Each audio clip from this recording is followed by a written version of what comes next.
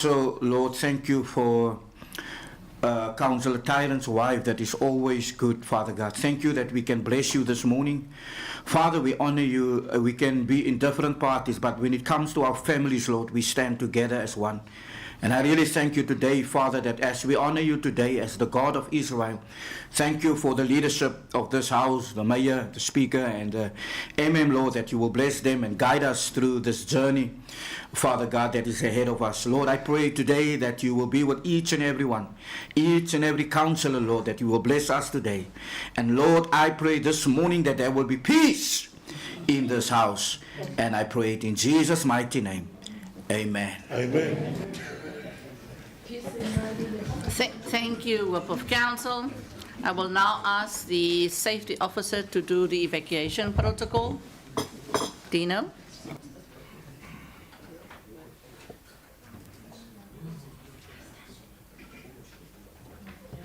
Good afternoon, Honourable Mayor, Municipal Mayor, Speaker, Directors, Councillors, all protocols observed.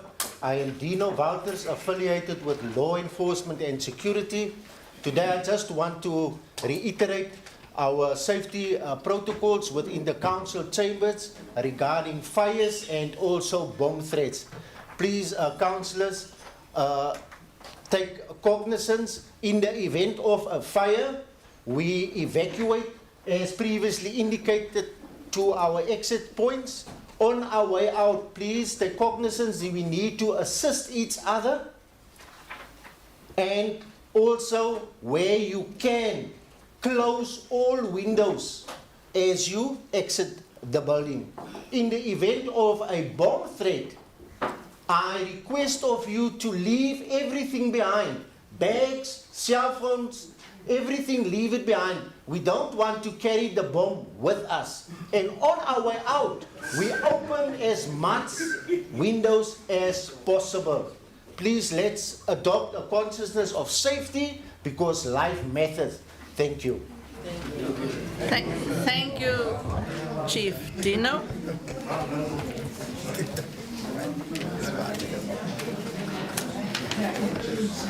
Thank you, councillors. I'm now under official announcements. I have announced and requested that we do support and pray for Councillor Kim Bimbo. That's going to leave after the council meeting. So, councillor, please travel safe once you leave for home, and I hope that your mom will recover speedily. Thank you. Executive Mayor. Madam Speaker, yeah, you've already alluded to that. We just want to say we are very thankful, Councillor Williams, for your wife's recovery. And as I said in my message to you, and many other colleagues have as well, we'll continue to pray for her full recovery. Madam Speaker, we would also like to, as a council, give our condolences to Executive Mayor Dirk Coetzee. The gentleman that passed away is his brother. They are from Saldanha Bay. They are children of Saldanha Bay. And we are very sad to hear about their untimely passings. Young men from good upstanding. The father, Matian, used to work at Frank's Hardware in Saldanha, stayed very close to me. So just on, I think it's fitting, Madam Speaker, on behalf from us as a council, to send condolences to Executive Mayor Dirk Coetzee. I did give him a call and I did convey all our condolences to him and offered our prayers and support to his family. Thank you, Madam Speaker. But maybe on a lighter note, I feel compelled to say thank you, to congratulations to Councillor Williams on Langville's position on the log. Enjoy it. You're not going to stay there long. Well done.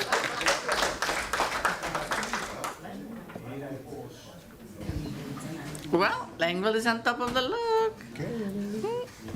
Beautiful lang, nee? Thank you, Executive Mayor. I'm now at leave of absence. I have formal leave of absence of Councillor Twala. He is safe and I am in contact with him. Director de Kok Yes. Unfortunately, And Pumzile had an emergency. and then Director Mbaliswane had a family emergency in the Eastern Cape and he had to leave yesterday afternoon. So that's the two directors that's also not here. Thank you. Councillors, then I'm at item 4/5. Confirmation of the minutes of the special Mako. Can I have a proposal and a secondment? Thank you, Chief Whip of the Council and also Councillor Kotze. Then I'm at confirmation of the minutes of the special council meeting of the 30th of April with the amendments of item 18/4 that was shared on electronic system. Can I have a proposal and a secondment? Thank you, Councillor Mamabolo, Alderman Mamabolo and Councillor Schrader. Thank you very much. Are there any declaration of interest for this agenda? No? Thank you. Then I'm at item 7/5, and this is the final and third review amendment of the fifth generated integrated development plan, the IDP for 25-26. Before I ask for us to vote on the IDP to adopt it, is there any questions or comments for clarity on the IDP? None. Can I have then Councillor Witbooi? Speaker, I have one point of clarity on the IDP. Yes. Page 66. 66. Of 60, yeah. 68. 68. 68, Speaker. Yes. I see on that page, human settlement, that Hopefield, there's no housing project for Hopefield on that list. For Green Village, I see Langebaan is on. What is the situation that Hopefield and Green Village is not on this list for future housing projects? Our people cry 10 years back, 15 years back, 20 years back for new housing projects. But I'm sit here, my 4th year, I was in every IDP and we put on the IDP housing. And here is no housing for Hopefield Hot 7 on that list. And we sit with a big backlog of housing in Hopefield. Can the manager or director answer me why is Hopefield and Green Village not on the list? And if you see the budget for the 3 years, there's no housing projects on the budget also. I will speak on the budget at that point, but this is a big problem. Thank you, Councillor Witbooi. For Hopefield and Green Village. Thank you, Speaker. The next end is Councillor Jackson and then Councillor Rousseau. Good afternoon, Madam Speaker, Executive Mayor, Deputy Mayor, Alderman, Councillors, the guests in the gallery as well as the guests at home. Madam Speaker, I just have one point for clarity that I'd like to ask in this item, as I'll reserve the other inputs for the budget. On page 10, the last paragraph, it refers to a project committee. I would just like to know who exactly serves on that project committee being referred to in the IDP. Thank you, Madam Speaker. Thank you, Councillor Jackson. Councillor Rousseau. Good afternoon, Madam Speaker, Mayor, Directors, Councillors, everybody. I don't really have questions. I had a lot, but I'm just going to make a comment in regards to the IDP, and we'll get to the budget next.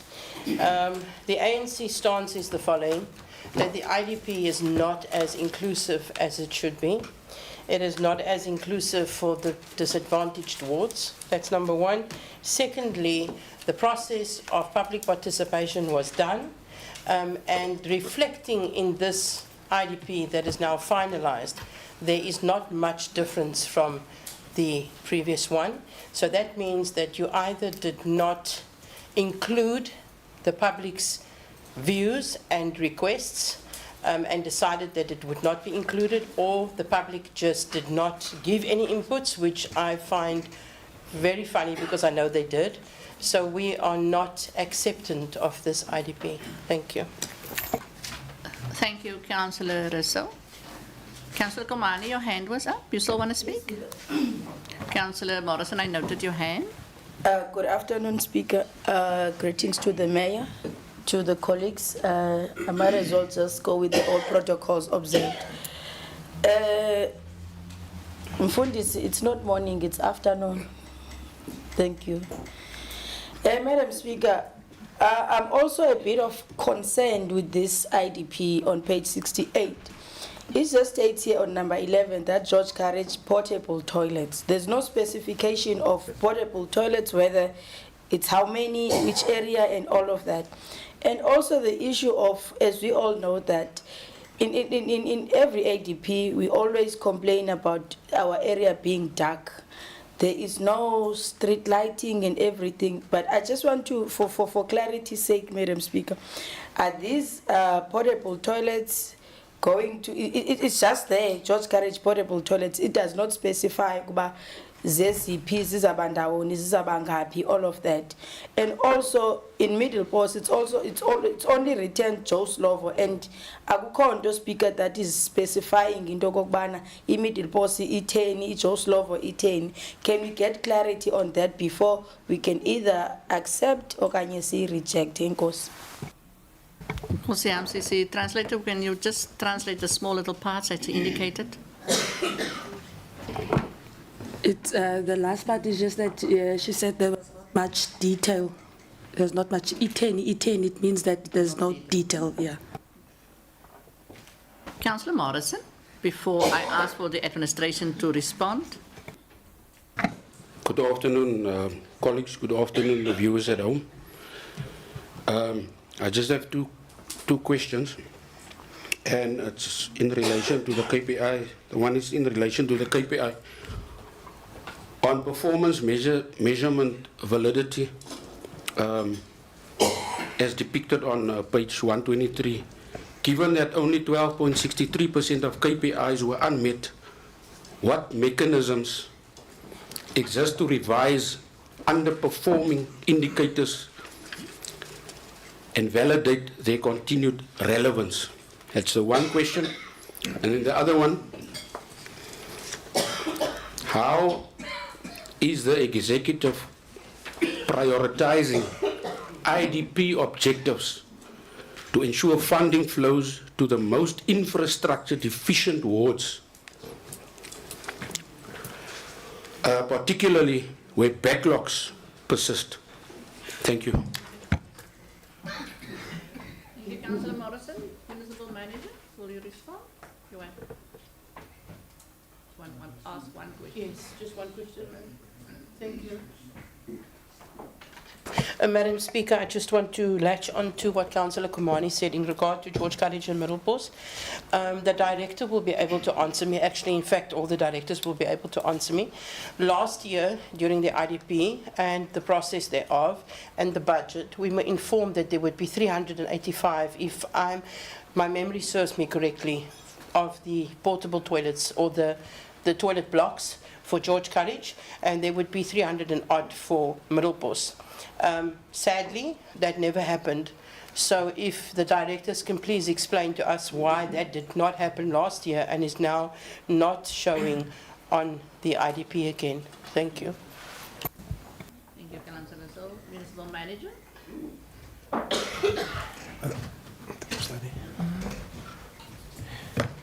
Thank you, Speaker. I'm going to try to get to most of it, and then the directors will assist me. I know that in Green Village we have individual subsidies. That is going to happen. It's unfortunately omitted on the document. Please be advised that this is just the revised one. Every year we revised it. What we did is we tried to look at what was on the 3-year MTREF, and we only added those that was on the 3-year MTREF. Remember that in the previous one, Hopefield was on. We will just take a look at that, Councillor, and see why we omitted that. And if that's possible, Speaker, that allow us to then just add Hopefield and Green Village on there when we approve it. just with regard to the project committee, the project committee is defined by our bylaw, and I just want to mention to you who are the people, not the people, but who is involved in the project management committee. Project management committee is appointed by myself.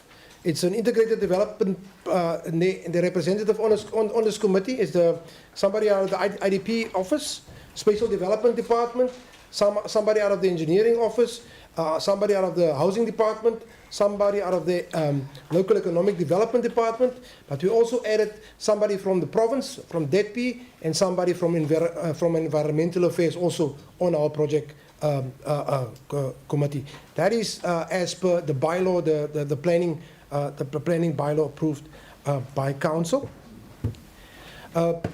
With regard to portable toilets and where those are positioned, remember we need to, in our budget and in our IDP, unfortunately we did not say where because the needs analysis still needs to be done, but we made provision for to make sure that should there be a need in different areas that be addressed. We have made provision this year and every year for street lighting because we know it's a big issue. So we made, and that provision is made in our operational budget and not in our capital budget. There is some provision made in the capital budget, but most of it is in the operational budget.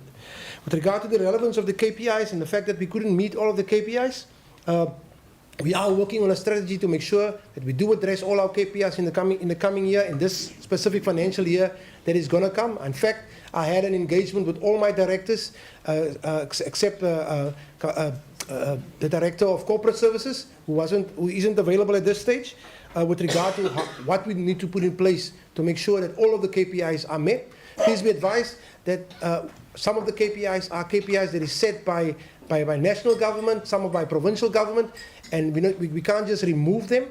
But some of them are also how many operational health and safety meetings you had, just to make an example, and those all have an impact on that rate, and we need to have a look at that and see whether that should be on the key or the top layer KPI list this year. We are bringing in terms of the legislation, next year's top layer and departmental KPIs must be tabled to the mayor within 7 to 14 days. I think 7 days, if I'm correct. So that it's already completed. It's on my table. When this budget is approved today, we will just finalize that and bring it to the mayor for approval. I think that's all I have at this stage. Thank you, Municipal Manager. Gerrit, you want to give clarity on the Hopefield and Green Village, because if I remember correctly, it is included in the housing pipeline. Can you just elaborate? Thank you. Speaker, yes, yeah, the Hopefield one is definitely on a pipeline. We had a while back a report at council where it was asked that we scale down on that project to allow other users also on that piece of land. So what we had to do is to cancel the consultant that we appointed at that stage for that project, and we're now in the process of appointing a new consultant, and then it will become part of our business plan again at province. For that, I think is 150 opportunities that we will eventually build. Now, the Green Village one is not on the housing pipeline, but there is vacant serviced urban, for which individual subsidies has been submitted, and we still wait for approval of that. Just on the chemical toilets for Morropos, we did have on the budget for the installation of those toilets. We already bought the toilets, they're in our depot. So it's just for next book year we will start doing the implementation, which will form part of the contractor appointed for Joe Slover for that services. So it's part of their tender. Thank you, Director. Follow-up, Councillor Russell? Sorry, thank you, Madam Speaker. Madam Speaker, through you, if the Director could give us the number of those toilets that will be going to Middelbos and to George Cottage, just die getal, if we could have that so that we could know, please. I'm sure the Director could give us those numbers. Thank you. Thank you, Councillor. So I'm sure we will be able to share that information after the Yes. meeting. Councillor Witbooi, was that a follow-up? Yes. Oh, sorry, Speaker, in the last portfolio meeting, the 22nd of May, was a housing report, progress report. And in this report, stipulate no Hopefield of Green Village projects. Speaker, so I don't know in what pipeline are Hopefield and Green Village.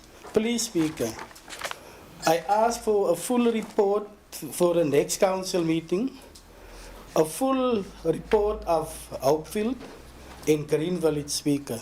Please, Speaker. Thank you, Councillor Witbooi. That information is readily available. The MM has already apologized that it is omitted and it needs to be rectified in the minutes of the IDP. The recommendations is on page 11. Can I have a proposal and a secondment before we vote? Proposed by Alderman Vaughan and seconded by the Executive Deputy Mayor. Are everybody in approval of the IDP? There's no, are you, okay, let's vote. Against the approval of the IDP adoption? Against?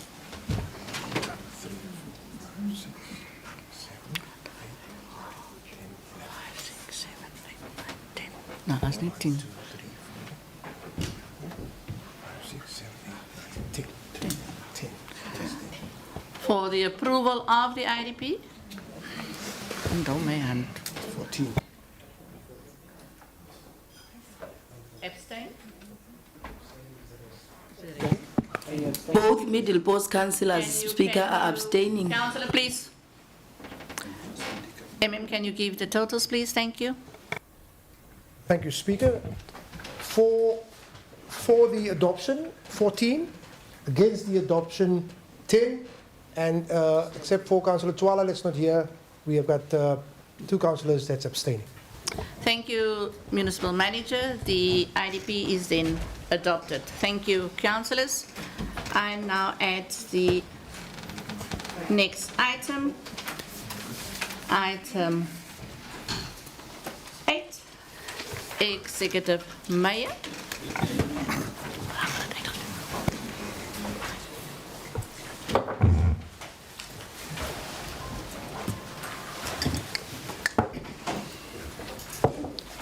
Honourable Speaker, Honourable Executive Deputy Mayor, all aldermen in the House, councillors, Municipal Manager, directors, municipal employees, people in the gallery, and everyone online.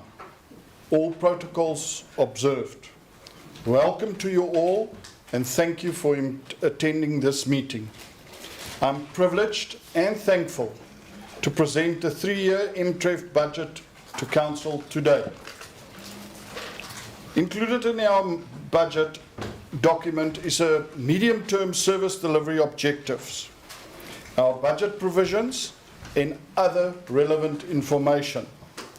Our 3-year expenditure budget is 7.6 billion rand. This is more than double, Council, of the 3.4 billion that we approved in 2015. An indication, Speaker, of the incredible growth that we've experienced in the last 10 years. Speaker, also before Council today is our amended IDP document, the 3rd review of the 5th generation IDP. The municipality's budget has been aligned with this IDP and against the strategic focuses that we set for ourselves. Our biggest strategic focus area remains the investment in infrastructure to provide reliable services to our citizens.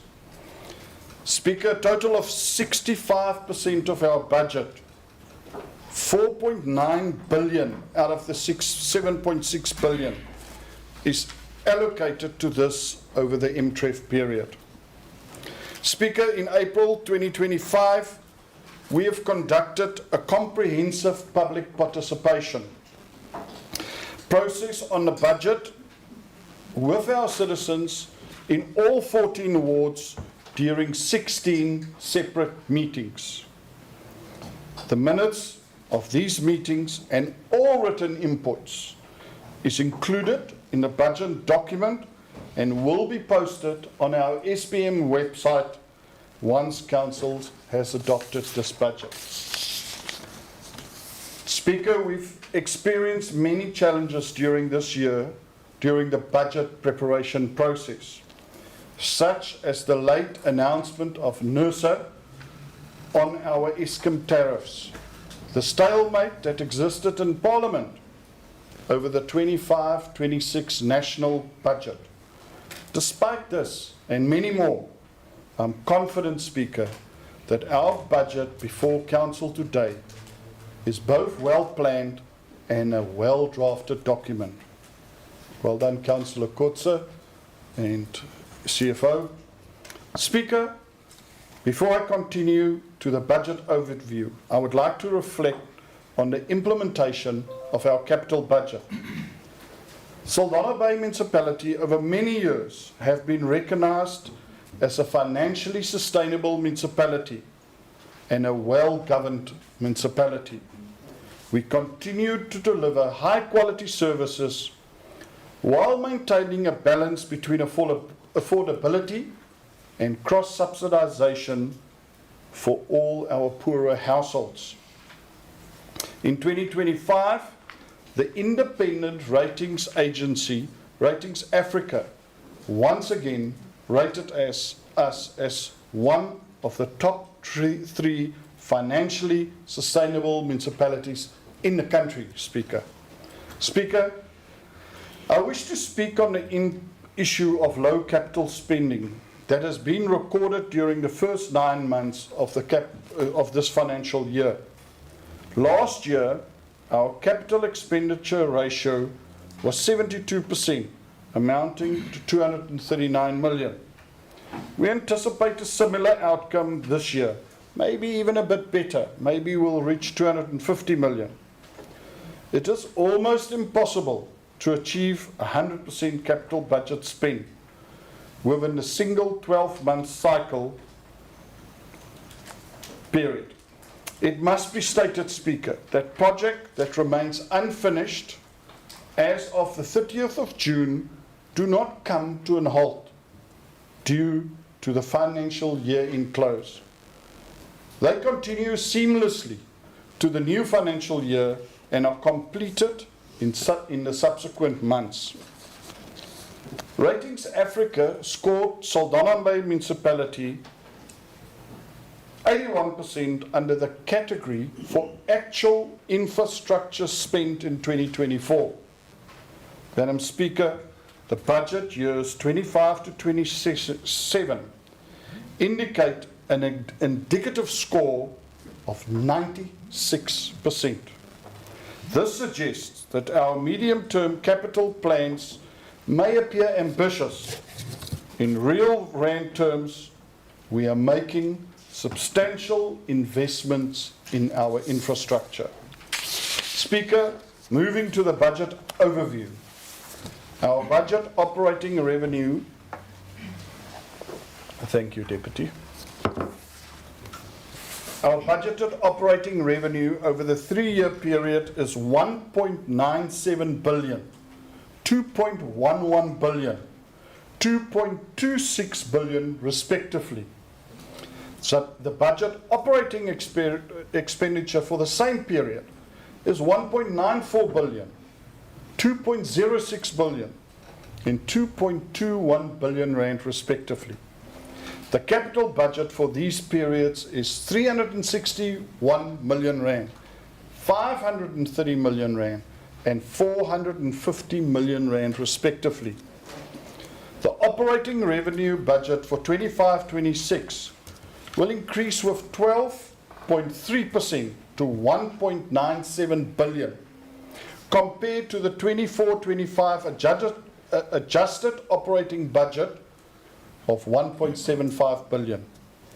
Speaker, property rates, electricity, water, sanitation, and refuse is our main sources of revenue.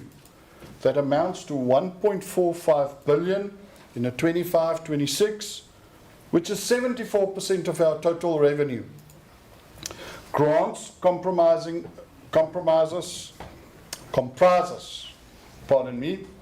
of 304 million, which is 15% of our total revenue.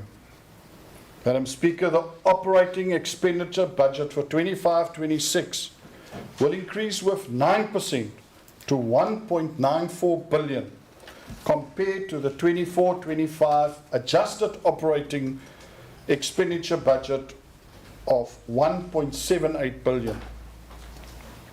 The capital budget for the 3-year MTREF period is 1.34 billion and is funded as follows. 57% or 766 million will come from the municipality's own CRR funds. 23% or 312 million will come from government grants. 20% or 263 million will come from external loans. Speaker, I now want to provide Council with a list of biggest capital projects over the medium term. For 24-25, the current year, there are 452 individual capital projects with a total value of 331 million. The top 5 comprises 64% of the capital budget and consist of 1. Various sewerage capital works throughout the municipality to the value of 55 million. Roads and stormwater capital projects throughout the municipality to the value of 50 million. Installation of services for housing projects, 48 million. Water projects throughout the municipality, 31 million. New 66 kV substation at Marais Industrial, Madam Speaker, to the value of 26 million, accelerating growth of businesses in our area. For the 1-year MTREF, there are 352 capital projects with a total value of 361 million. Our procurement plan shows that 92 tenders will be required to implement the capital budget of year 1. The top 5 comprises 50% of the capital budget of year 1. They are as follows. Sewerage capital works, 86 million. Installation of services for housing, 52 million. New municipal office building, 46 million. Water capital works, 43 million. Rehabilitation and reseal of roads, 38 million. Included in the sewerage capital works of 86 million are the Langville wastewater treatment works of 29 million, the Olifantskop sewer pump station of 15 million, and the Saldanha Bay sewer works of 8 million rand. For years 2 and 3 of the MTREF, there are 258 individual projects with a total value, Speaker, of 979 million rand. We plan for major infrastructure investment over this period, especially in water and sanitation. The following 4 projects comprises 69% of the capital budget for this period. Water capital works, 334 million. Sewerage capital works, 240 million. Rehabilitation and reseal of roads, 63 million. Once again, a new municipal building, 39 million. Included in the water capital works of 334 million are the St. Helena Bay bulk augmentation project of 145 million rand. The WCF bulk water line of 86 million rand. The replacement of the Misverstand pump station of 44 million rand. And a new reservoir storage at Lowville of 34 million rand. Included in the sewage capital works of 240 million are the Britannia Bay wastewater treatment works of 99 million rand. The continuation of the Langville wastewater treatment works to the value of 52 million and a Friedenberg wastewater treatment plant of 41 million rand. Speaker, another capital project for us is our new municipal building. Our budget provision for this is 87 million. Speaker, then there is an important capital project which is our new municipal court. We are providing 10 million rand for this and look forward to the completion of this important project. Speaker, I now turn to the relief that we provide for our indigent households and pensioners. Included in our budget documents, we estimate our local population to be just over 161,000 of more than 53,000 households. Madam Speaker, this is considerably higher than the almost 29,000 households in 2011. The number of registered indigent households have also increased incrementally and currently stands at almost 8,800 households. The indigent subsidy is available to all households with an income below the threshold of 6,000 rand, who will receive 100% subsidy. We also have a second category of 6,000 to 6,800 who will receive a subsidy of 70%. The rebates for indigent households are 50 units of free electricity per month, 6 kilolitres of water per month, free refuse removal and free sanitation. All indigent owners with a property value of less than 250,000, speakers exempt from paying any property rates. Relief is also provided to public benefit organisations by subsidising of 75% of their monthly municipal account. Child-headed households are furthermore subsidised in the same manner as a 100% category indigent household. We also provide for our pensioners, Madam Speaker, with rebates on property rates in households with an income below 28,000 rand 100. 28,100. Speaker, our tariff increases for next year will be property rates will increase with 6%. Electricity rates will increase by 11.77%. Water tariffs will increase by 6%. Sanitation will increase with 8%. Refuse removal will increase by 6%. And all other tariffs by 6%. In conclusion, Speaker, I would wish to express my gratitude. I want to first of all thank all our consumers who diligently pay their municipal accounts every month. I want to thank everyone who've made inputs in our IDP and budget processes and that arrived for our IDP meetings and made inputs in them.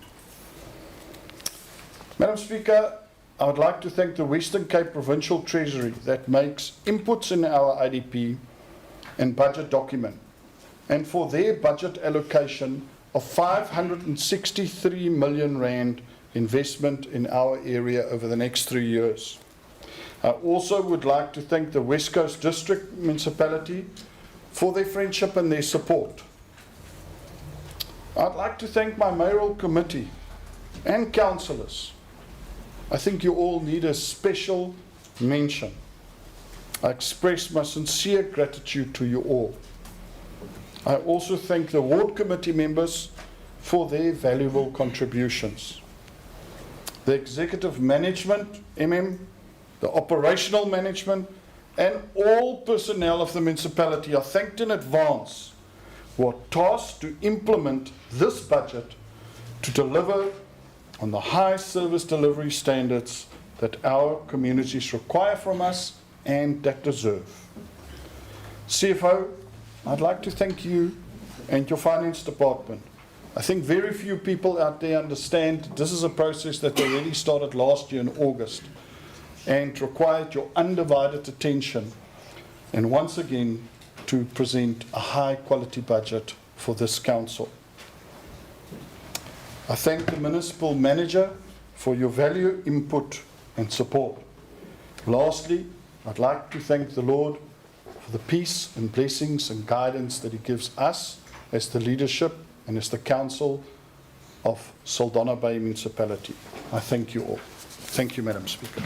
Thank you, Executive Mayor.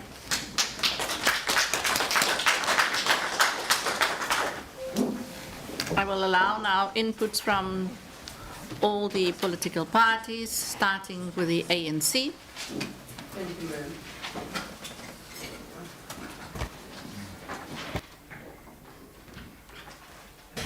Thank you, Madam Speaker. Mayor, thank you for your speech.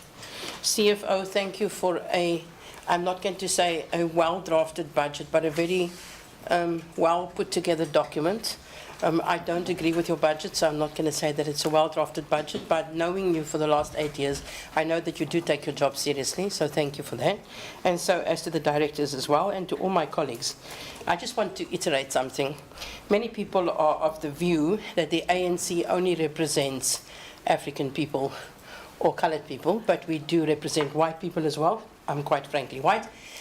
So we represent everybody across the board, because they are our constituents and they live in our communities. We represent small businesses, we represent the poorest of the poor, and most of all, we represent the working class. So as the working class representative and as the person that speaks for the poorest of the poor, and my colleagues after me will all speak, I want to say the following. The ANC has reviewed the draft budget that was tabled the last time and sent out to public participation, and has read the final MTRF budget, and we find very rare improvements or prioritizations of the much needed infrastructure, basic service, toilets and sanitation in our wards. And there can be a debate thereafter, but if I look at this budget and I look at 2024-25 budget, you can see the discrepancies. Although the budget now makes provision for the projects that have been delayed the year prior and the year prior and rolled over, it is still indicative that the consideration of the budgetary prioritization of funds happens at selected intervals. Now, I'm not going to say that this is the case, but the question mark that we have is that, is this really a pro-poor budget today, or is it that it is in a certain time of a certain year getting close to something that is coming, and that is the new elections? Because after 4 years of delays and rollovers, especially on the housing pipeline and service delivery of sanitation in Ward 12, Ward 1 and Ward 9, there is haste, and let me rephrase that. Ward 1 used to be our late councillor and comrade Luwani's projects. There has been a delay, and there is now suddenly, according to this budget, haste and need to ensure that all of this is completed, and various projects are now brought and tabled here and said that this will happen. The ANC is not ungrateful today. We're quite grateful for the inclusion of the projects and the funding in the various wards, which is now showing on the budget. And there is a few of the inputs that I've read that we gave and that our people gave that you did include in the budget. Thank you for that, Stefan. Thank you for your team that actually put that in, because I went and read each one of them. But the ANC wants to say this, and we iterate this. We urge the DA and the Freedom Front Plus coalition to caution itself in manifesting selective prioritization of funding in previous disadvantaged wards, and to ensure that there is a progressive equilibrium of development and growth allowed in the disadvantaged so-called coloured wards and African wards.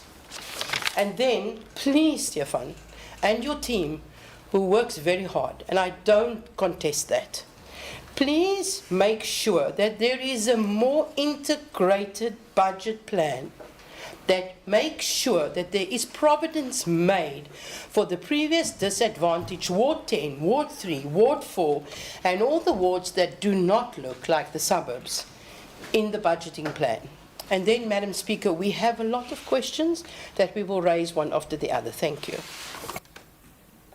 Councillor Rasool, Chief Whip of the ANC, thank you. We were just within your 5 minutes. Who will be next of the ANC? Nobody? Okay, then the Speaker, Good Party will now speak. no, I will not speak. My work will speak. Oh.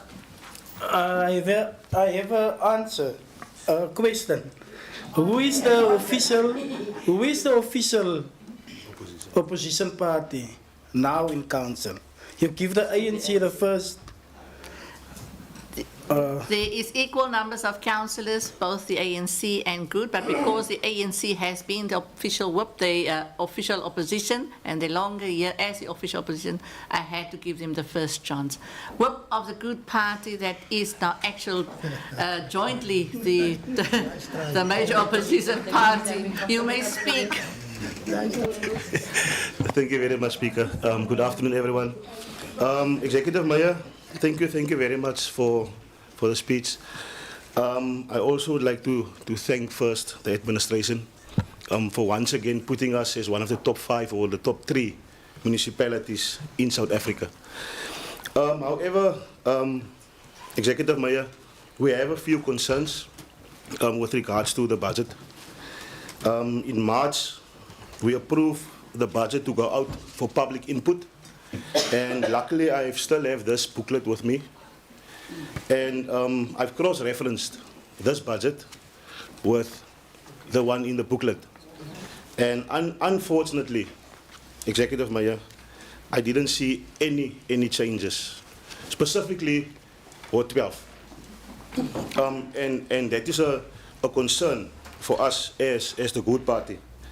Also, with regards to the hikes, the rates and tariffs hikes for 25-26, electricity 11.7, the property rate 6%, water consumption 6%, and so I can go on. Executive Mayor, our people is struggling outside, but yet we have decided to increase the rates, which is a concern for us as the Good Party. What the ward-based allocation is concerned, Executive Mayor, you speak about the 70+ CRR funding of the municipality. But if you go and look at the ward allocation, some of our wards, 80% of the ward allocations is mostly MIC funding. And certain wards got 90% plus CRR funding. I've raised this in the previous meeting, and I will raise it again, that especially the wards that don't belong to the DA get funded 90% plus with the municipal funding, whereby Ward 12, Ward 1, Ward 9 is getting funded from MIC funding, and for us, Executive Mayor, that is a concern. So my learned colleagues next to me will also allude to, because they had a caucus meeting and I wasn't in that caucus meeting due to my wife's illness. So I will give over to Councillor Wadwe just to give their inputs as well. Thank you. Thank you, Chief Whip. And very much within your time limit. Thank you. Councillor Wadwe. Speaker, the other parties can go on. I will after him, I will speak. From the EFF?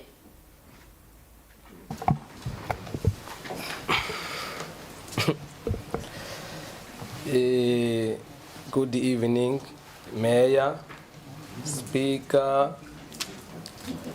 Good day, man. Sorry, guys. Sorry, councillors.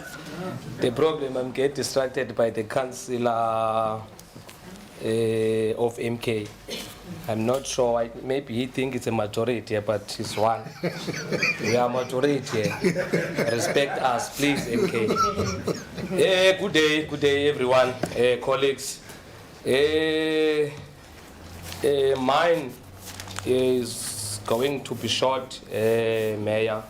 First of all, I would like to thank you personally and the team, work with you and the officials, malunga nale improvement sibonayo kulo masipala. Regarding the improvement that we are seeing in this municipality? We can't always fight. When we see something is good for our people, we have to thank one another, colleagues.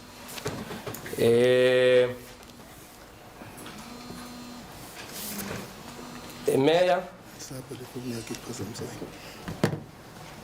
my concern kumcimbi we budget.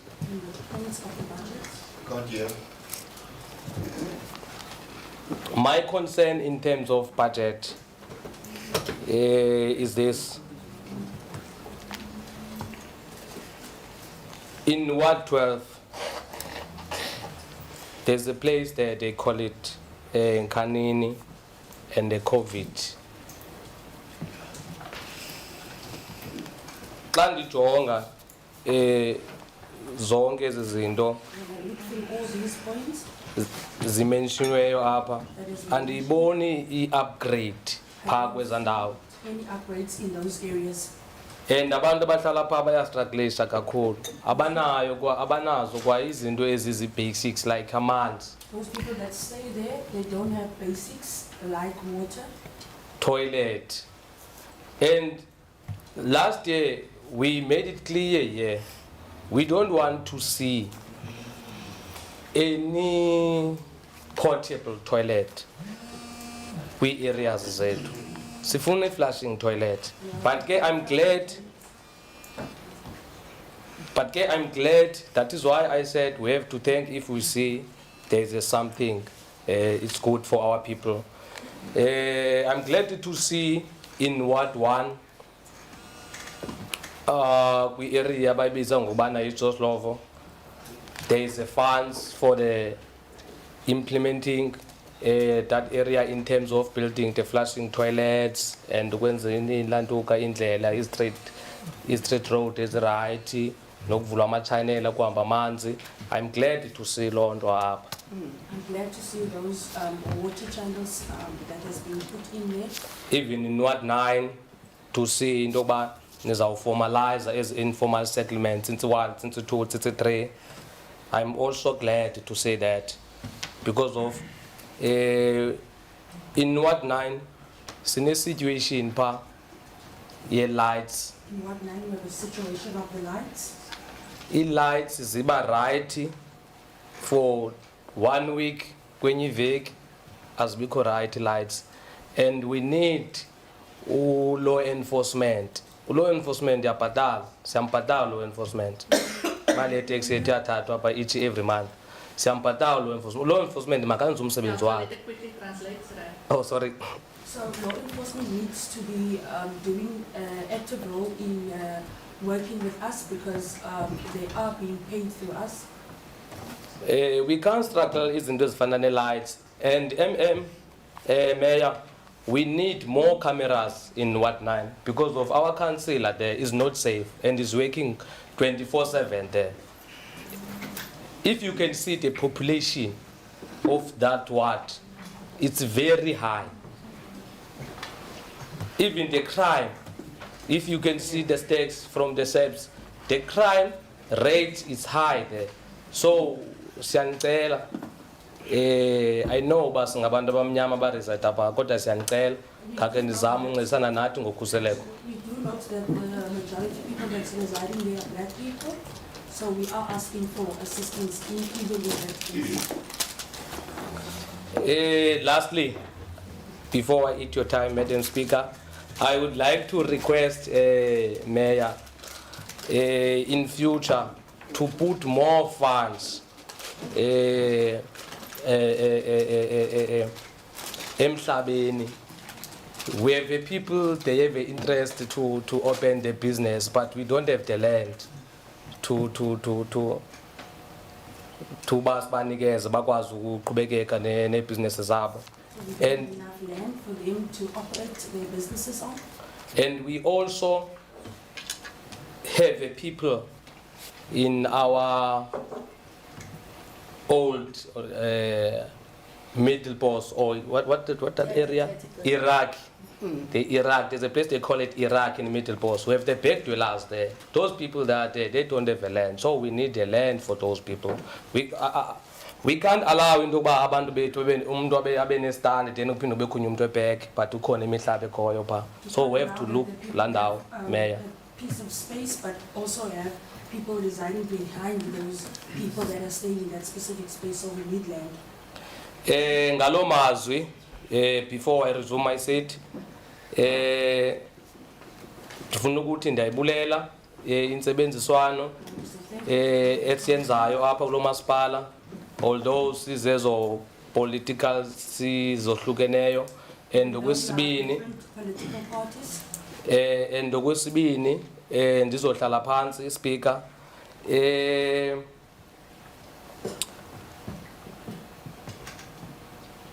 ndiyabulela umthandazo wakho tata pastor. I want to thank the prayer from Mr. Pastor. Ndiyabulela kakhulu tata. I know into yokubana njengoba sisebenza ngabantu nathi abantu baye balibale into basinazo challenges. As much as we work with the people, it is forgotten that we are also human and that we have human challenges. Akukho mnandi into yoba ndizoma phambi kwenu namhlanje ndizothetha ngokweemfuno zabahlali ndibe ndikhululwa ngumzali wam engekho right, kodwa ke kunyanzelekile into yoba ndizile because of. It's not nice that I'm standing here and speaking for the people while I'm also going through my mother's sickness. Yeah, because of ndililizwi labantu. But I am the voice of the people. I thank you, Speaker. Yeah. Thank you very much, Councillor Chinkimbo. Councillor Biko. We must first now do, and then Councillor Jackson. Good afternoon for everyone. Thank you very much, Madam Speaker. It's the first time that I must raise my voice in the council chamber, more special for the budget. I will have a shocked. Let me greet first and foremost all the protocol observe.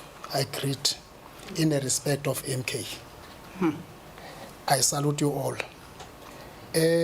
I'm so shocked when I see the GNU doesn't say same words. Because all of you are against me in Parliament. So now I'm standing here and then I look all around what's going on in this council chamber. I thank you, Madam Speaker. From my side, I want just to say for the budget, this current financial year, it's good for our side. More special for those people who are very poor. You know, if you don't have a facility like where you can serve yourself, more special in the night, you feel very comfortable. Those people from Joslov of Marikana, they've been staying there since 2012 until today. They're still staying there. Tsitsi also in Middle Post, flood zone, all those places. I know that we will have our own negotiations aside of this meeting. There is some things that it can be happen for the lives of the people. I want to say for the mayor, thank you very much. You work so hard. and all the officials of the municipality, I say thank you very much. But that's only thing that we must try to do is the implementation. Things must be not look good in the papers and then no implementation. That it would make all of us, what can I say, we don't want to see, we emphasize again the same words next year. This year is 2025, next year is 2026. We must change our tone in 2026 because we must say we are very glad because we see everything is being implemented, more special from your side officials. I cannot hammer so much for the mayor because mayor is just implementing what he must implement, but the official must be implemented from the ground. I thank you very much. Thank you, Councillor Beagle. Councillor Jackson. Thank you, Madam Speaker. I don't think that I'll be wrong. I don't have a lot to say because if I were to, however, my approach will be somewhat a bit different. Because I would like to rather have a holistic view of the budget instead of looking at certain aspects in its entity. Because if we were to look at everything on its own, we'd be sitting here debating for very, very long periods of time, and that is not the idea. We just want to get the point across. And what I find quite interesting in this budget is the fact that the budget gives a brief description of how the National Treasury and the national government influences the budget.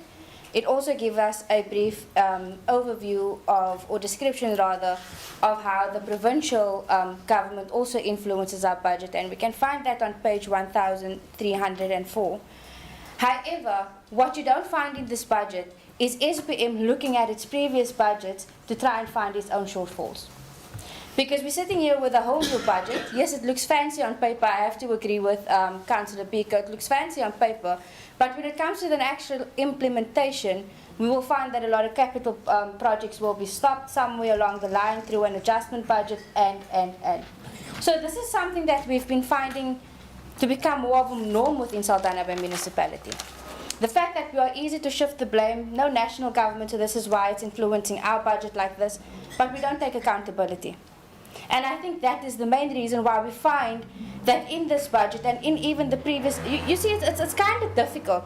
In actual fact, it's impossible for the NCC to look at this budget with a fresh mind and overlook what we've just seen last month in our adjustment budget.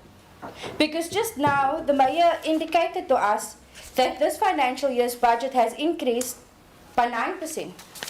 9%, yet we just couldn't find ourselves in an adequate spend last year. And that to the NCC is a concern. It's a concern of the fact that we are setting ourselves up with a budget this great, knowing that we are not going to spend it at the least, first and foremost. Secondly, what I find quite intriguing on this budget is if you go to page 1330. It refers us to, I'll just wait for quickly to bring up the slide, but it refers us to our Auditor General outcomes. And you'll find there that we had clean findings, clean audits the whole time, which I find misleading. I find it misleading in such a way to the point that how have we even gotten our clean audits in 2023 when I know for a fact that the impact was still sitting with irregular and unauthorized expenditures from the year 2023 that was not completed. So when we look at this budget, we find a lot of grey areas. We find a lot of grey areas whereby I find that, or the NCC finds that accountability is not being taken seriously, first and foremost. And secondly, we just brush it off like it's nothing. It's the taxpayers' money we are working with. And I think this year, and I'm confident, that the one thing we should actually find more provident and more evident in this financial year is accountability. Us taking account for the taxpayers' money. Thank you. Thank you, Councillor Jackson. Well within your time. Councillor Morrison. Thank you, Madam Speaker. Thank you, Madam Speaker. Yeah, what is there to say under this item? But anyway, let me start. I've got a lot of questions. However, I will open up with a statement. Item 8 outlines the alignment between the municipal budget and the IDP, highlighting performance indicators and strategic objectives across departments. However, a core issue identified is the poor allocation of service delivery funds to wards that are most in need. Despite community inputs highlighting critical infrastructure shortfalls such as lighting, roads, stormwater systems in high priority wards, only to mention a few, the current allocation disproportionately favors more developed areas. This misalignment raises serious concerns about equitable development and social justice. So as alluded by our colleagues on this side of the table, things are simply not adding up, om het nou in plain Afrikaans te stel. But anyway, I've got the following questions. Why has the municipality continued to allocate limited capital budget to underserviced wards despite repeated public feedback? And that you can see on page 1782 until 1789.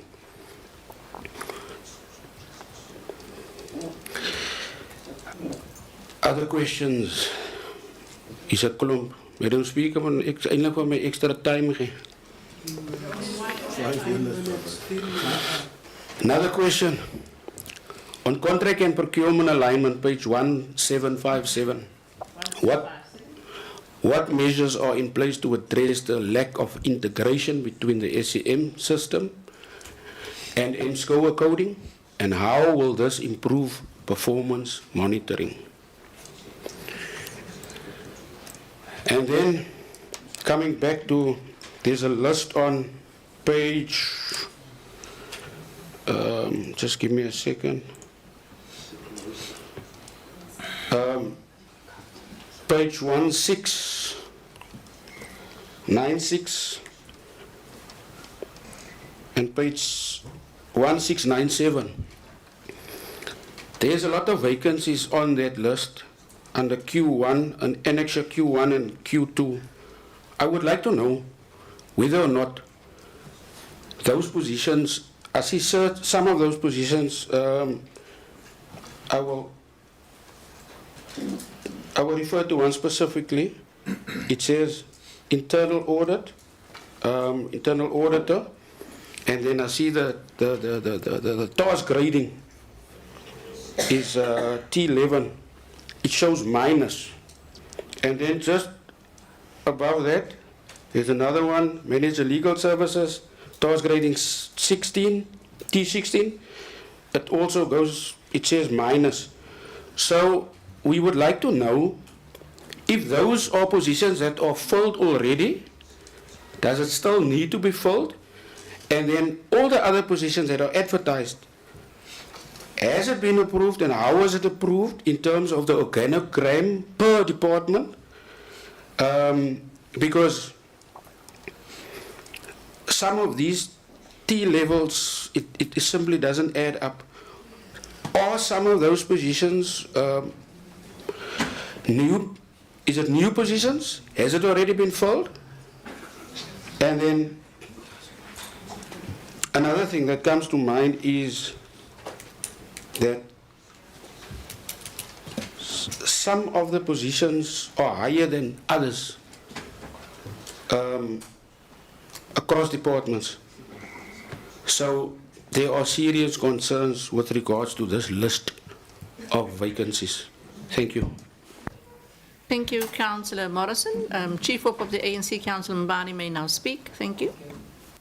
Councillor Mbani. Enkosi, Madam Speaker, Dibulisa, Madam Speaker, Mayor, Deputy MM, Councillors zonke. Greeting all the councillors and Deputy Mayor. Okay, yeah, Madam Speaker. Hi, the reason that I'm standing, Madam Speaker, is because of this budget. As I see, Ward 12 is getting nothing. As Councillor Cengimbo mentioned in Ganini, we have a problem But in Kanini we do have toilets, and then our toilets are flushing. A problem, the people of staying in Kanini are willing to do paying services of municipality if they can get a toilet inside their yard. So, and the other thing that I want to ask, Madam Speaker, this thing of upgrading of a toilet, zase, ndifuna ucaciselwa kuloo ndawo zase library, i-paving, but kukho indawo ezidinga uba ngabantwana zilungiswe. Councillor T, quickly translate. No, you can stand, it's fine. She's going to quickly translate. Sisi, you can translate. Flashing. No, sorry. Councillor Mbali, you must repeat it properly. Off your mic, translator. Okay, sisindithi ne into endifuna ucaciselwa yona apha into yoba ngabantwana inkanini why ingazofumana nto. She just needs clarity and explanation why Kanini is not getting anything. Ngoba i-paving le kuthiwa izolungiswa e-library isikhona isidingo because ikhona i-paving bar laa mali ibingonohambe yokwenza izinto ezidingekayo kwezinye area. Because she sees that there's pavement works that's going to be happening. Ne-upgrade your toilet. And upgrade of the toilet. Can that money not be used in other projects? Because nakwi-budget egqithileyo ilengveli ayenzenganga ngado ngoba izindlu la 309 ayikhange ibekho kwi-budget. It's been a long project. Those So 9 houses has not been in the budget. It's also been it's been a long coming problem. so ilengweni ayifumani nothing this budget. So it's So Lingual is not getting anything out of this. Thank you, Councillor Mbani. Anybody else? Councillor Witbooi? Speaker, my volgende vraag wat ik uit die begroting uitgehaal het, op bladzij 1509. 1509. 505, zie. Kijk even. 1505. 1505, ja, sorry Speaker. 1505. Als ik kijk naar die Ward 11. En als ik kijk naar Ward 11 se capital projects dat afkomt. Mijn vraag is net, dat is een hoe ontwikkelende area. Development area. Speaker. Die ontwikkelaars dra hulle nie 'n kapitaal bydra by tot die bulk service. Investors. Bulk services. Van as ek kyk na die bedrae, veral ook die Hout en Langebaan wat olifantskop in hy areas onderval. As my bekommernis net is die formule soos ek al gevra het vir die kapitaaldienste, vir die kapitaalbydra vir die bulkdienste in hy area, is die formule korrek van as jy kyk moet die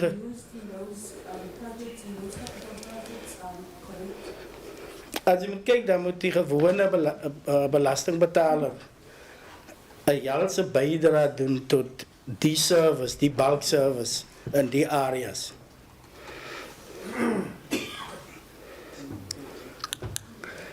Kan jy?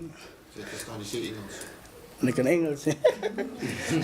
In this area, Speaker, the ordinary residents of our SBM area must subsidize, in my mind, that developments in these areas.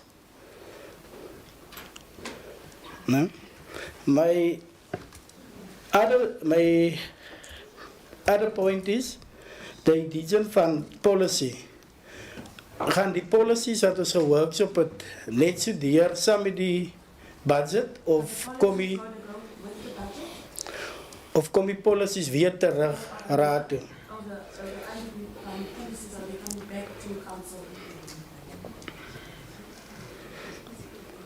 En dan het ons, my volgende vraag is, dat ons moet kijken naar die instandhouding van de sportgronden. Sports grounds and facilities. In ons parks in ons areas. And the parks areas. In outfield, he put 2 jungle jumps in outfield in sand pits. No grass, nothing, only in the sand pits. Speaker, I'm cry out if 2 years back in the IDP for a speed bump in outfield in Dwarsweg in the White City area. I don't see it in the IDP and I don't see it in the budget, Speaker. And my final input is, give outfield a water park, please. Or take that one from Vredenburg and put him in outfield. A splash park, please, Speaker. Thank you, Councillor Witbooi. Councillor Komani and then Councillor Chingimba want to follow up. Okay, thank you, Speaker. Speaker, I've got a bit of a concern. As much as it's not nice, but I feel I don't understand the situation of demarcation if we're going to demarcate wards that are going to be neglected. I'm seeing now in Ward 13, I don't see anything that speaks to Ongeghand here. I'm seeing Self-Bo, Escor, and all these other areas, but there's nothing that speaks of Ongeghand. In Ward 9, I see nothing that speaks about speed harms. I remember I once raised this issue of speed harms in Ward 9, that our people have taken it into their own. They make these speed humps that you'd find your tire best because they are so high and not on shape that they're so dangerous even to the commuters. Speaker, can you protect me from the mayor's please? Councillor, please allow the person who's on the floor. Thank you. No, I can hear this. And Alderman it's Vaughan, disturbing me, Yes. please. Because I'm Can trying you to please speak be quiet whilst you speak? Thank you. Yeah, Speaker, and yeah, I've read through all these other things, and I also concur with as much as we might criticize, there's some good that we need to commend when something good is being done. Like the electrification of Kwamashu in Mabuyaze. Thank you so much, CFO and MM, for that. You know, we fought so much about that. Thank you so much that it had happened. And I've seen also that there's going to be a play park for the kids in Ward 9.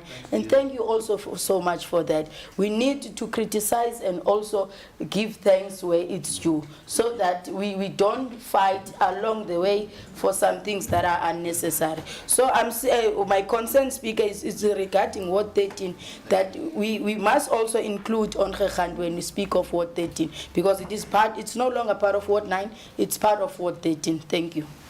Thank you, councillors. Councillor Chingimbo. Thank you very much, Madam Speaker. I just want to request, through to you, Madam Speaker.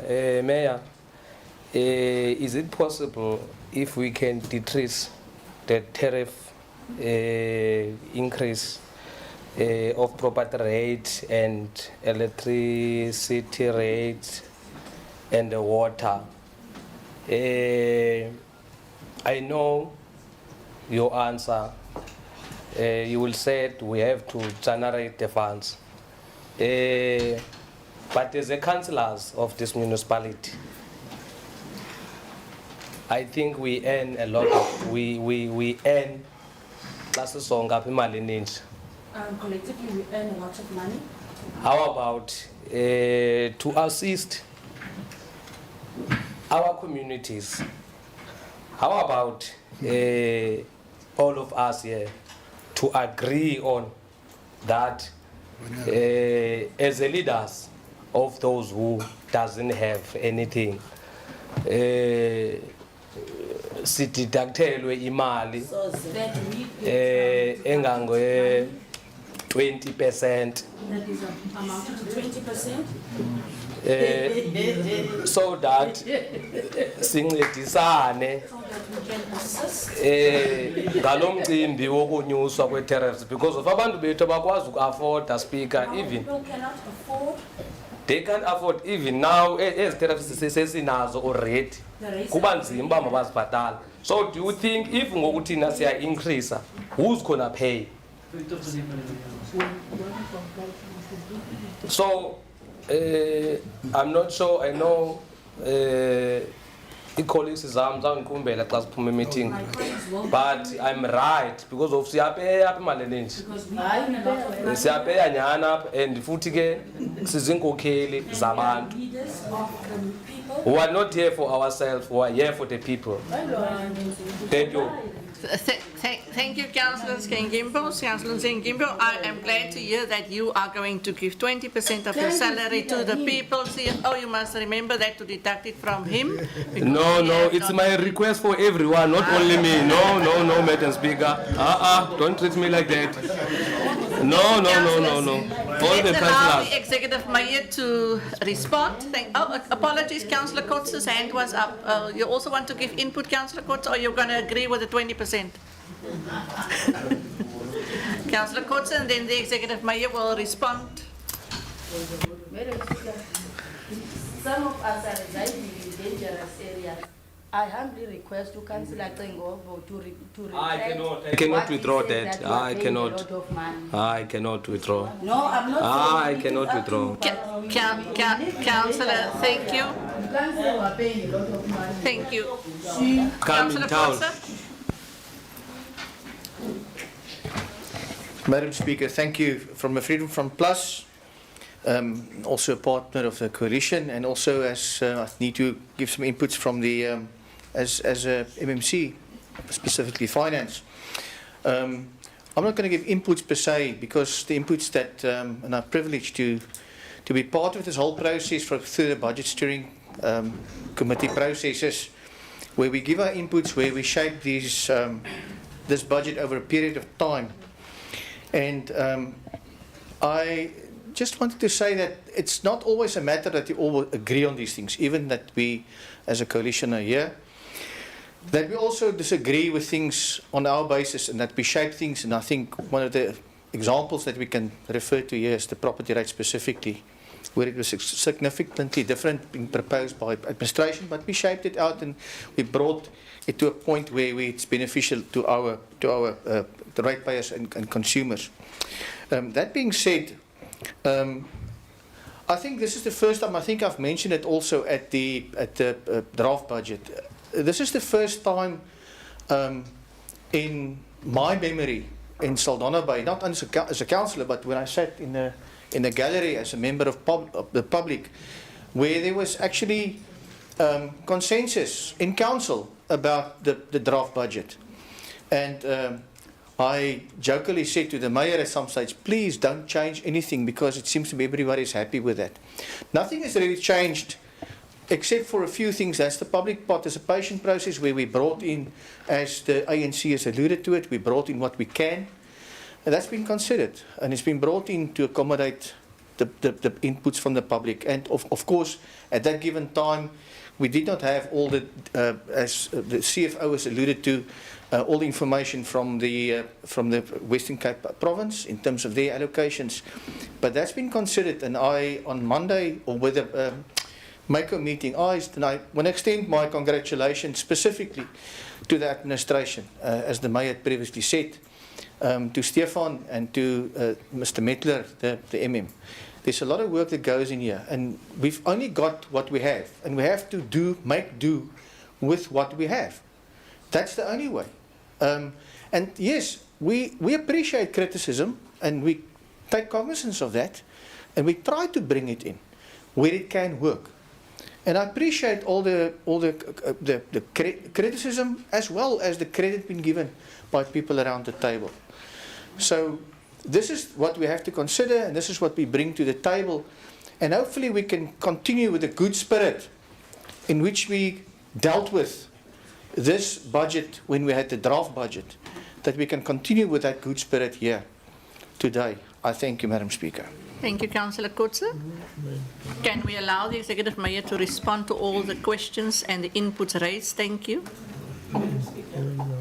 You've had your time, Chief Whip. I would like to address something, please, ma'am, if you would allow me. Is it Mayor? Executive Mayor, please let me allow it. Is Councillor Mbane all right? Madam Speaker,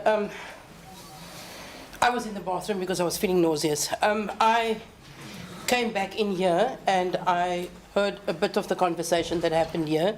Madam Speaker, as the Speaker of this Council, I requested, as you requested me the other day when I said something that was not fitting to the Council, that you asked the Councillor to retract what he said. In the same ward that he has spoken of, that we earn a lot of money. Our previous colleague was assassinated in his wife's arms. And this councillor sitting beside me lives in that ward. Councillor Mbani lives in an informal area. And if there is a misconstruing of things said on live, it could put their lives in danger. And that is unacceptable because they are women, firstly. And secondly, they live in areas which is dangerous. So I please request humbly that you please ask the councillor to retract what he said on live, because Councillor Mbani is terribly upset now, and this is unacceptable. Thank you. Thank you, Chief Whip of the ANC. Councillors, we must all know that everybody say that we earn a lot of money. Our salaries is public knowledge on the website. And so, so it is out there, and what he said was merely that we do earn money. So, and I will ask him to retract it, because we do earn money and people can go and see what we earn. But if it feels like it is an attraction for people to come and assassinate us or attack us, Councillor Sengimba, would you kindly retract that we earn a lot of money, please, because it might, the councillors feel... It is not funny. I'm not laughing. Madam Speaker, point of order. I don't want point of order. Madam Speaker, can the speakers please speak to the speaker, the bench, and not engage with each other directly? Thank you, Councillor Sengimba. Would you kindly retract? Councillor? Councillor?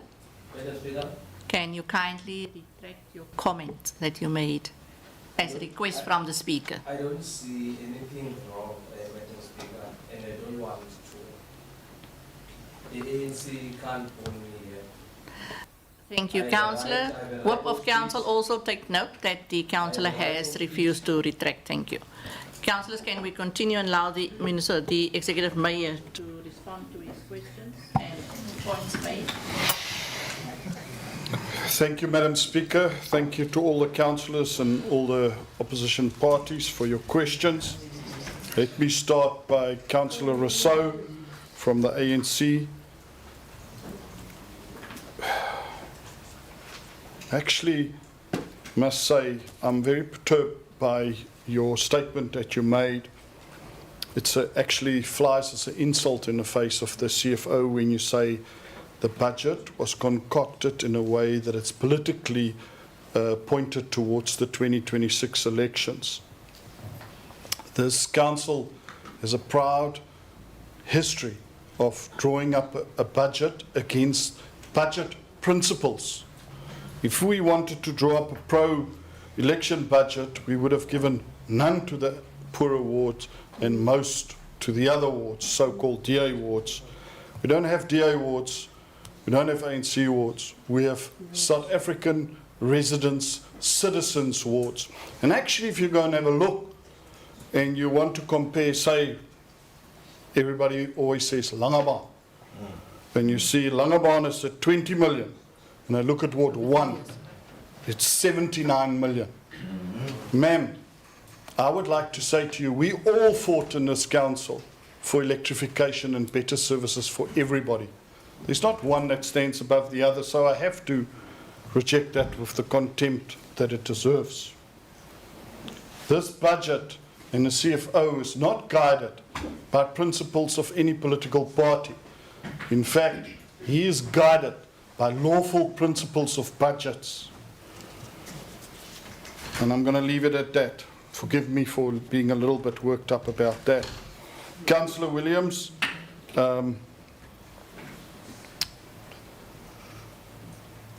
you talk about rates, what has changed.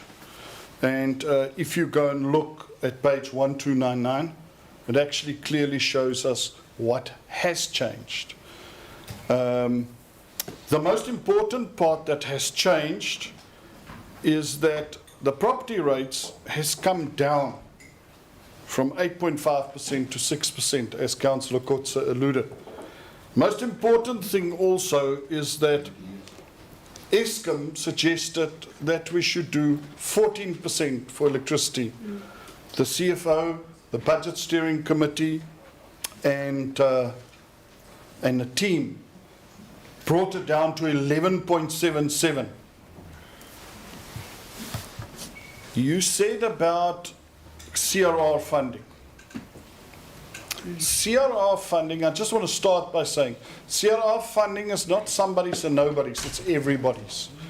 The CFO looks at a budget allocation. Of course, we would be silly if we don't ask for a grant. We need to ask for grants. We need to fight for grants so that we can give more. But let's just walk through your observation. Ward 1, 79 million CRR funding. Ward 2, mostly CRR funding. Ward 2, MIC funding. Ward 3, CRR funding, mostly. Ward 4, CRR. Ward 5, CRR. Ward 6, CRR. Ward 7, CRR. Ward 8, CRR. Ward 9, it's mostly MIC for a very specific reason. If that was in Ward 6 or in Ward 5, it would also be MIC funding. Then there's Ward 10, CRR. Ward 11, CRR. Ward 12, mostly MIC. Ward 13, MIC and CRR. And then Ward 14, CRR. So they look at a mixture, because what do we say then about a ward that's paid with a loan? Is they then on a back teat? No. We sit here with an allocation of funding which makes up our budget. The CRR money is tax money. MIC money is tax money. It's all tax money that is used to fund our budget. The EFF, councillor from the EFF, thank you for the words of thanks and encouragement. It shows political maturity from a young man, and I would like to thank you for it, for showing appreciation to the team and to showing appreciation to the council and to the real effort that's been put in here. Councillor Kotze alluded to it. When we sit in a meeting, we don't decide, let's take some money from here and shift it to there. We sit and we argue facts, we interrogate it, and we say, we only have one pot, how are we going to divide it up? But thank you for that comment, and from me and from the team, I would like to say thank you very much. You spoke about Ward 12, Kanini, no upgrades, and you spoke about flushing toilets. So when you have a wastewater treatment in Langville, it also serves other areas. I've always resented this fact that we divide things up into wards for the very simple reason. We are focused on service delivery. So if the water treatment plant is in Ward 5 and it shows that 20 million rand's been spent there, they'll say, oh, look at Ward 5, they got 20 million. We are focusing water, roads, sanitation, refuse removal. That is our constitutional mandate.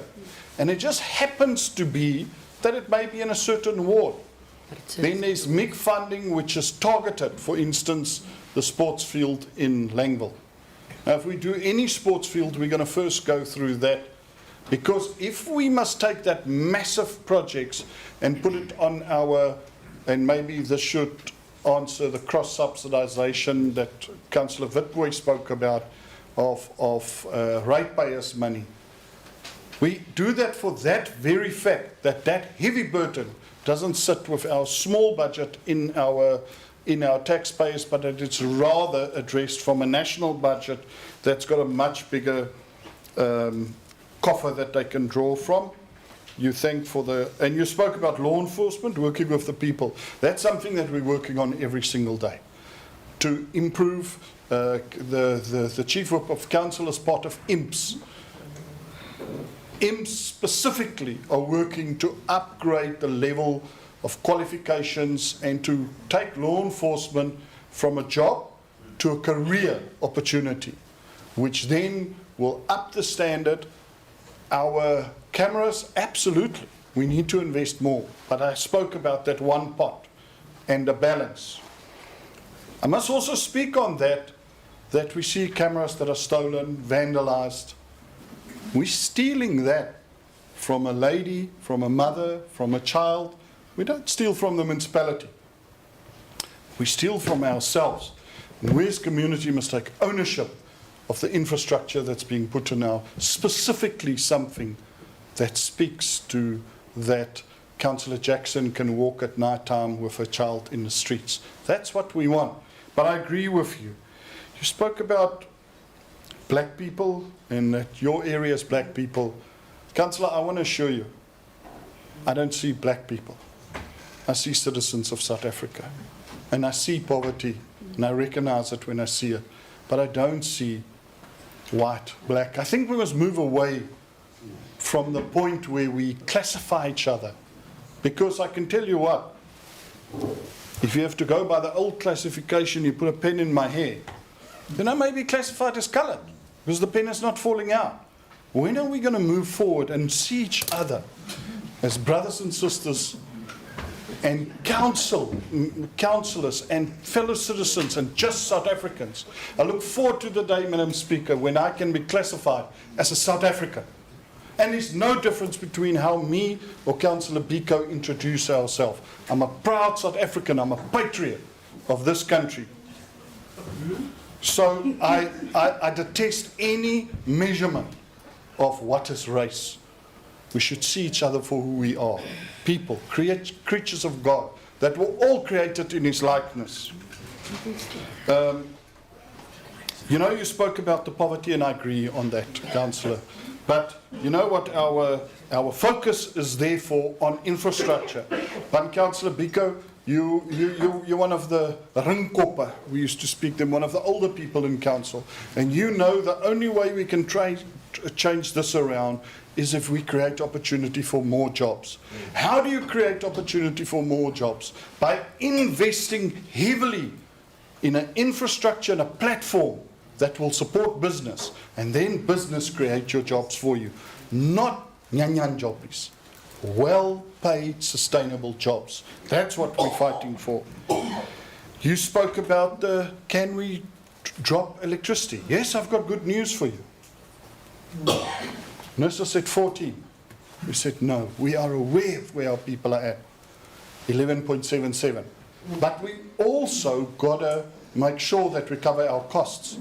Because if we don't cover our costs, we start taking shortcuts, and that results in service delivery. You spoke about property rates. We dropped to 6% from 8.5. It has a big effect. Electricity is on every single person, if you're rich or poor. Electricity has an effect on businesses and how many people they can employ, because it's more money out of their budget. I'm glad to see you're going to do that 20% deduction. I think the CFO has taken notice. But luckily we live in a democratic country where everybody can decide. But I can also assure you, and I say that on a lighter note, but on a heavier note, I have noticed how much councillors give out of their own pockets. I've seen how many times councillors that are battling at their own homes are putting the community above their own interests, that are taking money, but that doesn't shout it out from the rooftops. The Bible says, let your left hand not know what your right hand do. And I encourage all councillors to consistently try and assist where you can in your area of influence. That is the spirit of Ubuntu. And I encourage all councillors and all citizens of the country, let's embrace that. It's a beautiful thing if you actually go and read it. and you understand it. But I know that every person here around the table gives back more than what is required of them. Councillor Jackson, you spoke about a holistic view. You spoke about previous capital projects that will be stopped at some time. That's simply not true. Maybe you did not listen to when I read my speech, when I said, if it comes to the end of a financial year and a project's not finished, it doesn't stop. It runs seamlessly, runs through. You want to speak about holistic view. Every holistic view on our budget says that we reach out further possibly than what we can reach. Now here comes the crux of the matter. So shall we draw up a political budget of, say, 200 million, and we overreach it by 250 million? What are we doing then? When you draw up a budget, you put the maximum amount of things on your budget, because then you can do it. When you have funding, when you have the time, you can do it. But if you don't put something on a budget, when you're trying to play politics, and you suddenly realize you have a need, you cannot do it, because it's not on the budget. So I'm comfortable in him that you keep on reaching higher and higher, and that we as an administration and councillor keep on working to do more with less in shorter time. We will never decrease our budgets. We will consistently work harder. We will consistently push and request more and ask more. But I am very glad of the maturity of some of the councillors that have given credit where it's due.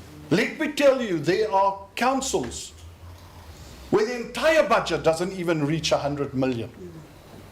Our capital projects alone will reach possibly towards 270 million. I took this budget, Councillor Jackson, in its entirety to a group of some of the best mayors in South Africa, because it's good to get new eyes on your budget. It's good to get outside perception and perspectives. Many of them said they wish they could have a budget like this. They wish they had the funding that through the good management of the CFO of his team, we are able to fund projects way into the future. Some very good municipalities do not even have the money to draw through their own system. If you go and look what Ratings Africa said, they said, we're not getting worse, we're getting better. Madam Speaker, if I can take an example, Councillor Jackson, Midval, that's been up there for so long. One hiccup has fallen to 8th place on Ratings Africa. And I salute this team and this council. Saldanha Bay Municipality, Councillor Jackson, for the last 10 years, for the last decade, has been in the top 3. That's consistency. That's not luck. That's hard work. That's not luck. That is a good council that is well planned and it works hard. Well done to all the older councillors like Alderman Kuhn, Alderman Vaughan, Pico from before, many of you. This shows that we've got a proud record. Can we do better? For sure. For sure. I've asked the speaker, the MM to speak to Cape Town. We want to get them to come and have a look at their budget, your project, capital project executions, how you do it. Madam Speaker, allow me just to go to my notes. Project planners. How can we better plan projects? Are we having too many projects on one engineer? Do we need maybe teams working on them? So we will not rest and say we're doing well. We will rest to say we will strive to do better. You spoke about the AG and the AG's report being misleading. That is simply misleading the public. You can mislead the AG once. He will catch you out on the next one. They sit here for months interrogating point for point for point for point for point. And this team must sit for hours and days and weeks explaining it. So you can get lucky once. You can maybe get lucky twice. But 6 times in a row, I think not. That shows once again consistency, hard work, honesty, good governance. Not perfect governance, good governance. So I don't know which budget you're looking at. I know the one that I'm looking at. Councillor Morrison, my goodness, I don't know who wrote those questions for you. You said poor service delivery inputs. I'm not sure which budget did you read. I really am not, and I'm not even funny, because when I read it, everything in there talks about service delivery. We didn't plan for trips to Mauritius. We didn't plan for swimming pools for every town. Exactly. Everything is pointed towards 5% is pointed to infrastructure. Infrastructure speaks to service delivery. And actually, the most wards that got the biggest allocation is the poorer wards. And I'm happy to go through them. Because, and that's why I'm saying, I'm wonder which budget did you read? Or the person that wrote it. You also spoke there, underspend in poor wards. I reject it fully. Go and read it. Maybe come to my office, I'll help you. You spoke about the alignment with MSCOA. You'll have to explain it to me further. I don't understand actually what you meant there, so maybe you can enlighten us. You spoke about vacancies.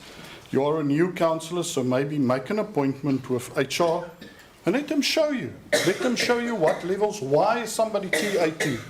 There's a reason why, and we actually don't decide that. We use professionals to set that levels for us.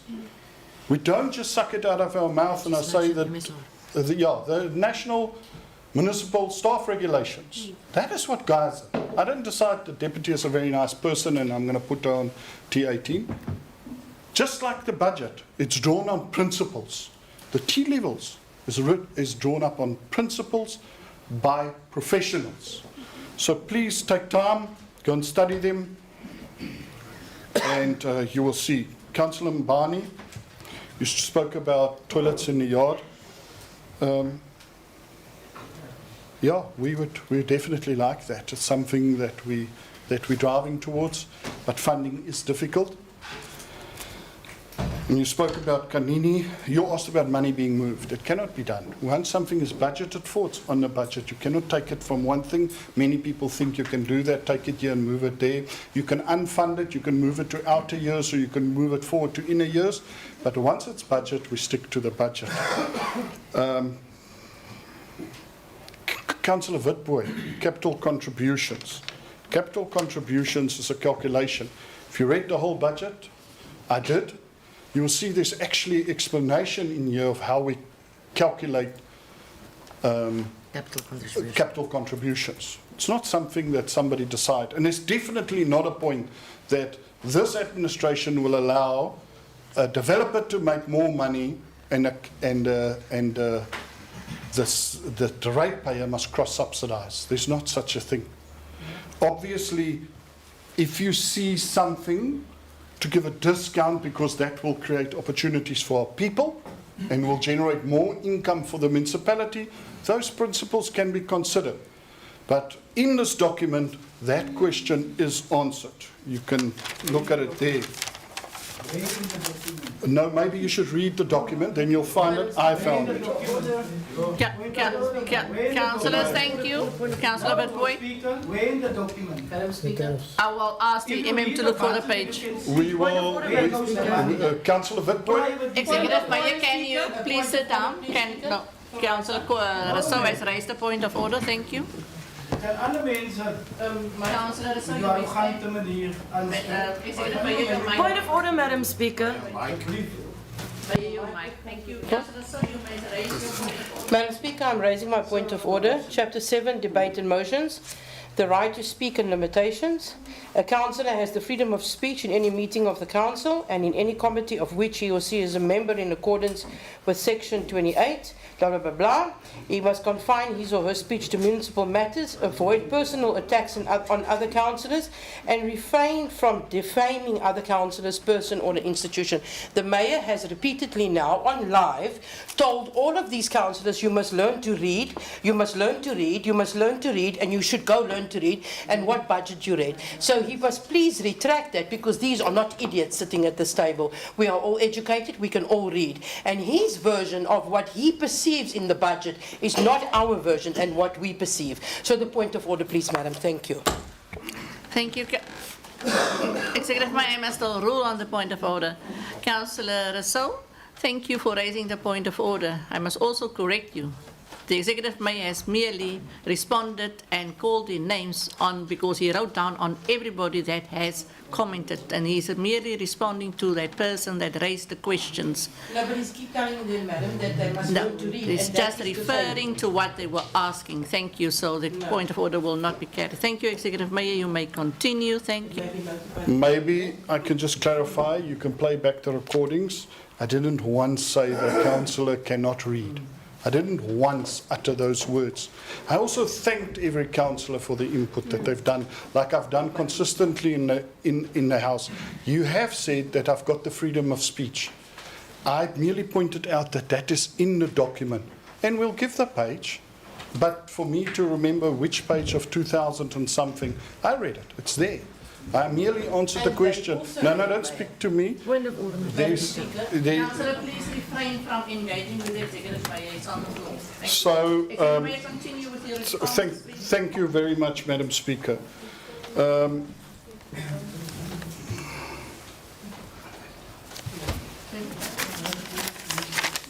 Councillor Witbooi, Councillor page Witbooi. 1534.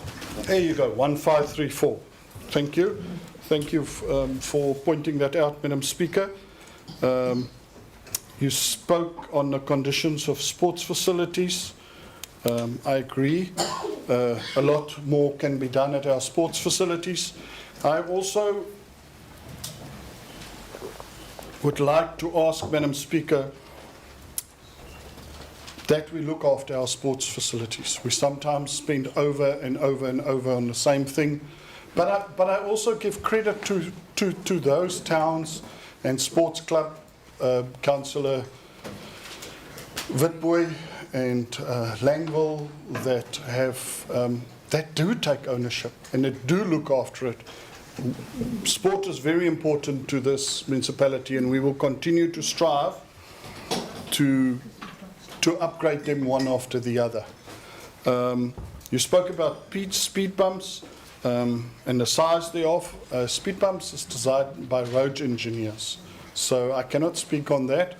So maybe engage with them. They will maybe give you the dimensions and why it's a certain size. You spoke about Splash Park. I am sure, and I agree that Hopefield is very hot. There's a lot of children, and it's something we should strive for. You're 100% correct. So let's keep addressing it at the IDP and work together so that we get funding in order to make it easier for the children. So I agree on that. Councillor Kumani, you spoke about ongegund and for instance not getting anything, but the reservoir on Ward 13, and that's what I spoke on earlier, gives to all the people. It gives not only to a certain grouping of people and it stops somewhere, it's for everybody. You spoke about speed bumps as well, and the answer is the same. They're designed by road engineers. You spoke on protection as well, and I agree on that point. I think we got a lot of work to do. I just want to caution that we don't confuse SAPS and law enforcement. They've got very different constitutional mandates and instructions, and if anything, I think I can congratulate the administration, through you to the director, for consistently reaching further, the TRU, extra training, the municipal court, trying to make sure that our people are safe. And I think it's something that us as a nation must have a endeavour about on the safety of our people on our streets. Thank you, Madam Speaker. I think I addressed all the questions. Thank you, Executive Mayor. Councillors, before I ask for the vote, Councillor Witbooi, just to confirm, you are correct. We are approving the budget and the policies, but remember, council make policies, and you can write a letter and say that we want to relook at this policy. It can be changed any time of the year. It's always not feasible, and administratively, the CFO will not be happy, but we should engage on it if there is a problem. Councillors, everybody has been allowed their questions. The Mayor has responded. We will now vote. Okay, Councillor Komani. I'm so happy to see you, so I'm allowing you. Thank you, Speaker, and thank you so much for the support. Speaker, I just want to add something, a little something to the Mayor. The issue of safety was not part of the debate with the budget.